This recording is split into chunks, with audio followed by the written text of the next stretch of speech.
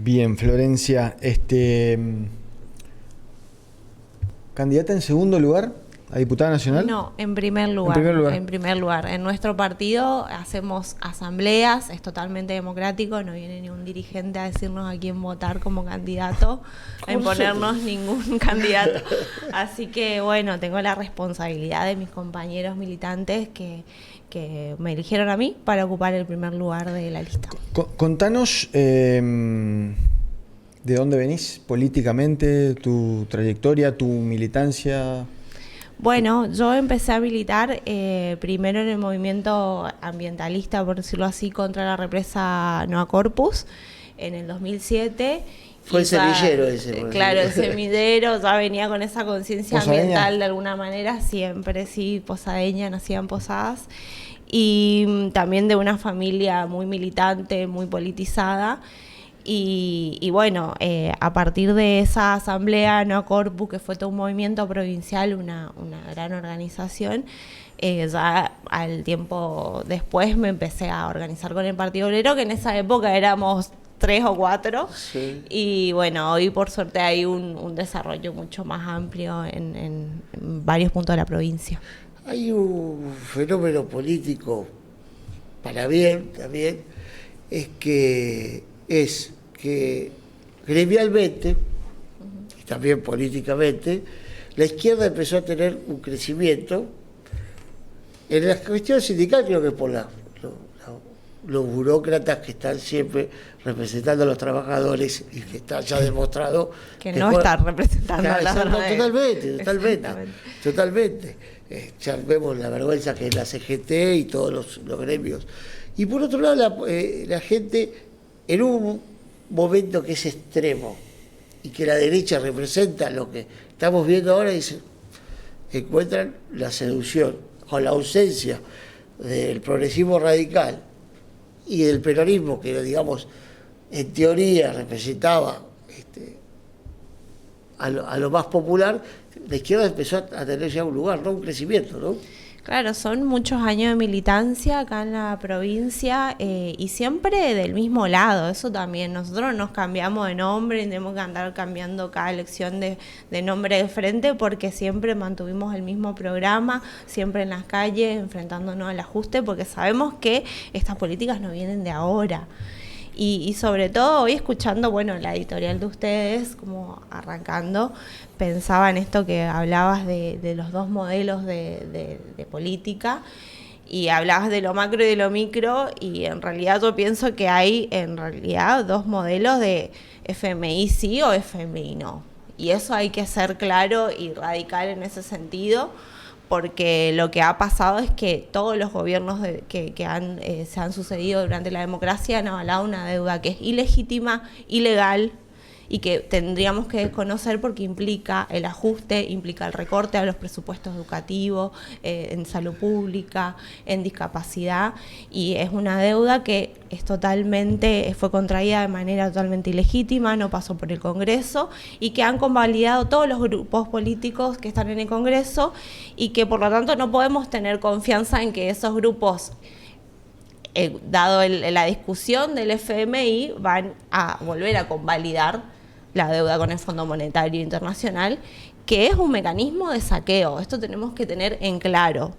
Pagar esa deuda es saqueo para los jubilados, es más saqueo para los estudiantes, para los docentes, para la salud pública, y además es saqueo de recursos naturales, que son ríos, montañas, donde habitan comunidades, donde habitan ecosistemas, y que es para explotar y llevarse todas las ganancias. Claro. Florencia, en la militancia y en las actividades que realizan ustedes, ¿cómo encuentran el humor de la gente? Digo, hay indicadores que hablan en muchos lugares de estudios de el mal humor que tiene la gente con la política. ¿Ustedes cómo notan eso? En realidad, bueno, no, como todo, Milei nos salió un repollo, viene hace mucho tiempo, veníamos con una inflación del 150%, y el candidato era el mismo ministro de Economía. A ver, ¿cuál era la alternativa? ¿El peor o el menos peor? Realmente en ese cálculo nos dio Milei, y entonces tenemos que tratar de hacer justamente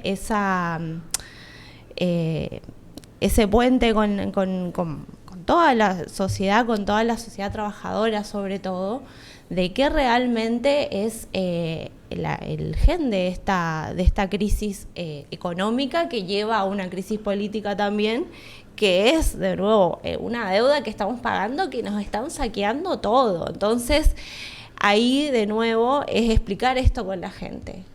No es la política, sino ha sido pactos que han comprometido el futuro de millones de argentinos, que han cometido diferentes clases políticas, pero que finalmente defienden a la misma clase, que es la clase empresaria. En este caso, Milei representa al capital financiero, que ni siquiera son los capitalistas que generan trabajo, que son los capitalistas totalmente timberos, que especulan con un papel que dice vale tanto y está respaldado por el Banco Central, porque eso es la deuda externa. No es que prestaron plata y construyeron hospitales, construyeron escuelas con eso.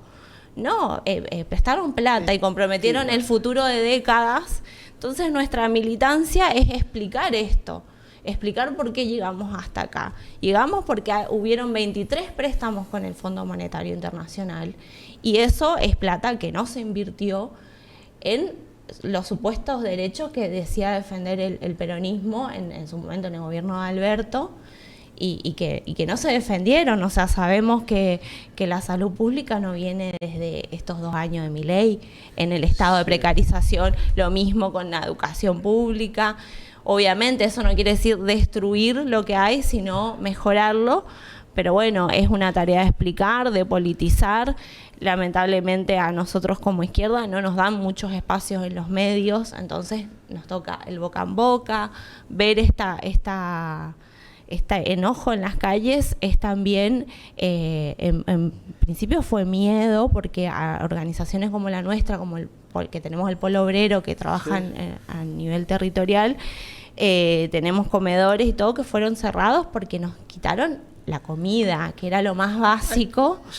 Y encima hay un cartelito que vos entras a la página de ANSES y dice: si marchás no cobrás. O sea, no solamente hay enojo, sino que hay miedo por organizarse. Ahí quería ir, a eso quería ir. La diferencia de lo que vos marcaste de Massa, Milei en ese momento era por menos del 2% ganó Milei, lo que es un llamado de atención a todo el sistema político, porque lo que hicieron la plancha en algunas provincias se tiene que agarrar la cabeza ahora. Ahora, esta derecha que hay ahora, esto que Milei, tiene una particularidad que es la crueldad, ¿no? Y con la banalidad que hablan de ser malos y de quitarle la comida a la gente. Hay algo atrás de eso para que parte de la sociedad lo apoye. ¿Qué crees que es? Y yo creo que es canalizar esa bronca de la mala situación, de la situación económica, a que el famoso nos peleemos entre los pobres. Porque sabemos que el plan social, un potenciar trabajo de 80.000 pesos, que no, en realidad ni siquiera llega a 80.000 pesos, que las pensiones por discapacidad o un aumento de 40.000 pesos a los jubilados no cambian la aguja en el presupuesto a nivel nacional, y no puede ser que eso haga que la Argentina desfalque. Entonces, la estrategia fue comunicativa, justamente para que odien a los piqueteros, que somos los que organizamos a los más vulnerables, a los más pobres, a los que tienen la inmediata necesidad de la comida, de la olla. Entonces, lo primero fue atacar a las organizaciones sociales. Y justamente después de eso viene, cuando no hay organizaciones sociales en el barrio, hay más narco. Y eso lo tenemos que decir por el contexto que estamos viviendo ahora también, que ahora se está hablando en los medios de este triple narcofemicidio.